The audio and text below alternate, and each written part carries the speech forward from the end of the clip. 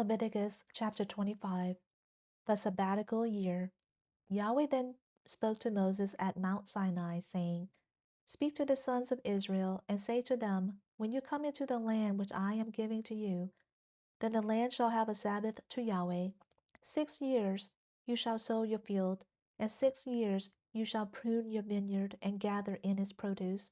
But during the 7th year the land shall have a Sabbath rest, a Sabbath to Yahweh. You shall not sow your field nor prune your vineyard.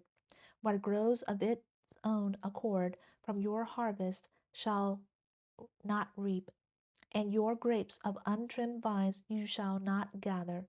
The land shall have a sabbatical year, and the Sabbath produce of the land shall be for food, for you and for your male and female slaves, and your hired man and your foreign resident, those who sojourn with you. Even your cattle and the beasts that are in your land shall have all its produce to eat. The year of Jubilee.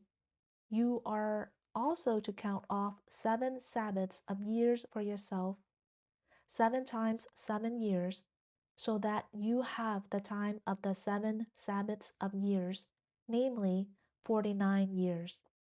You shall then sound a ram's horn abroad on the 10th day of the 7th month. On the day of atonement you shall sound a horn all through the land.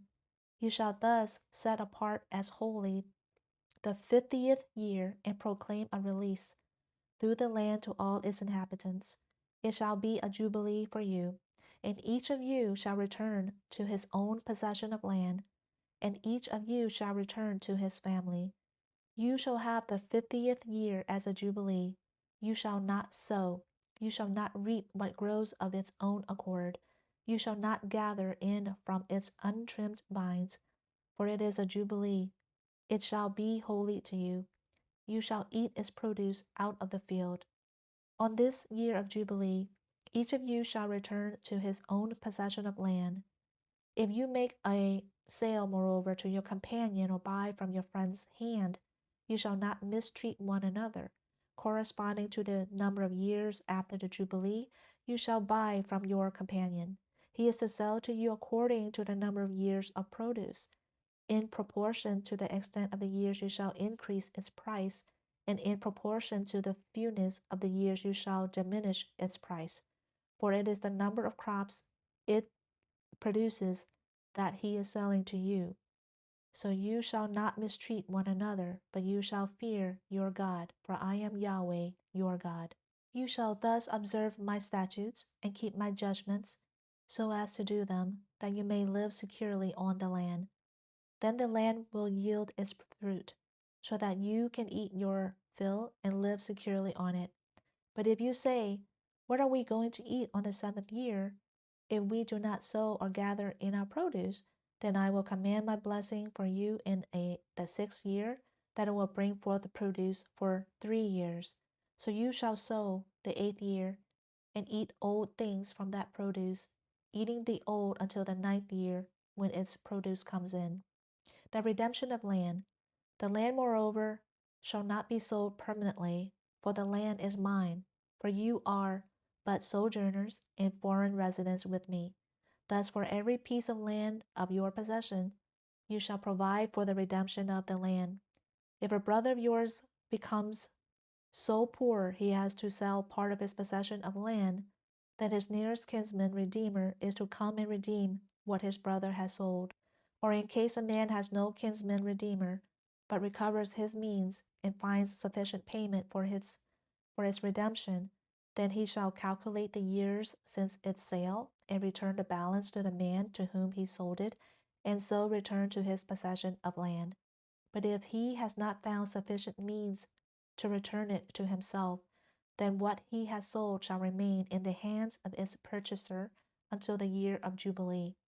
But at the Jubilee it shall revert, that he may return to his possession of land.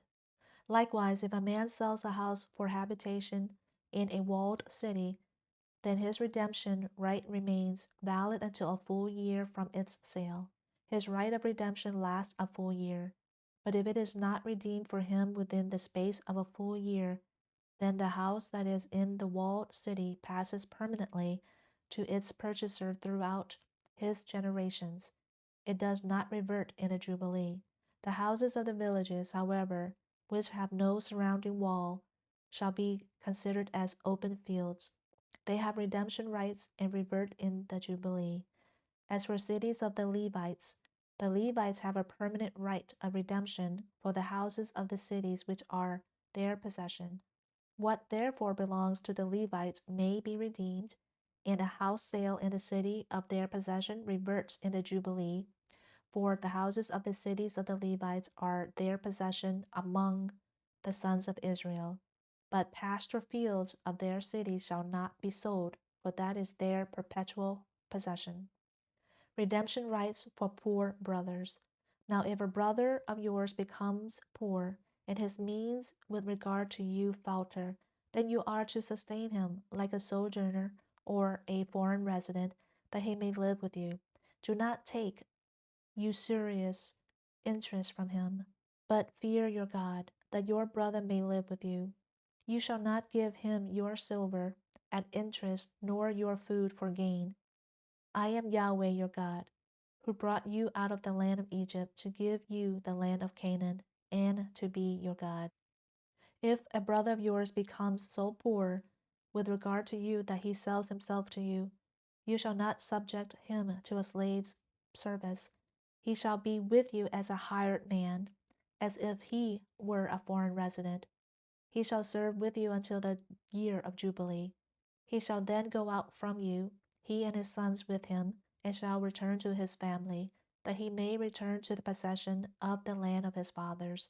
For they are my slaves, whom I brought out from the land of Egypt. They shall not be sold in a slave sale.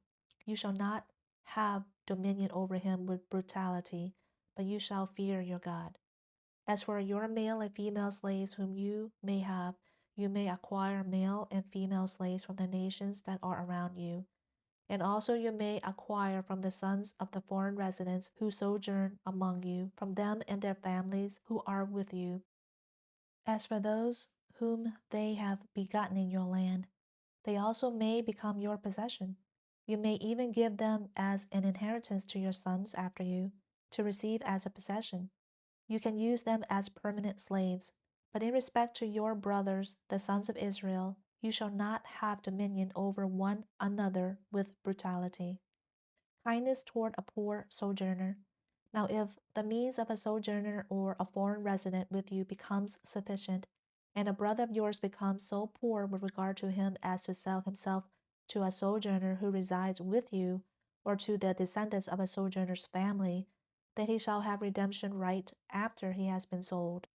One of his brothers may redeem him, or his uncle's son may redeem him, or one of his blood relatives from his family may redeem him, or if he prospers, he may redeem himself. He then, with his purchaser, shall calculate from the year when he sold himself to him up to the year of Jubilee, and the price of his sale shall correspond to the number of years. It is like the days of a hired man, that he shall be with him. If there are still many years, he shall return part of his purchase price in proportion to them for his own redemption. And if few years remain until the year of Jubilee, he shall so calculate with him. In proportion to his years, he shall return the amount for his redemption. Like a man hired year by year, he shall be with him. He shall not have dominion over him with brutality in your sight. Even if he is not redeemed by these means, he shall still go out in the year of Jubilee, he and his sons with him. For the sons of Israel are my slaves. They are my slaves whom I brought out from the land of Egypt. I am Yahweh your God.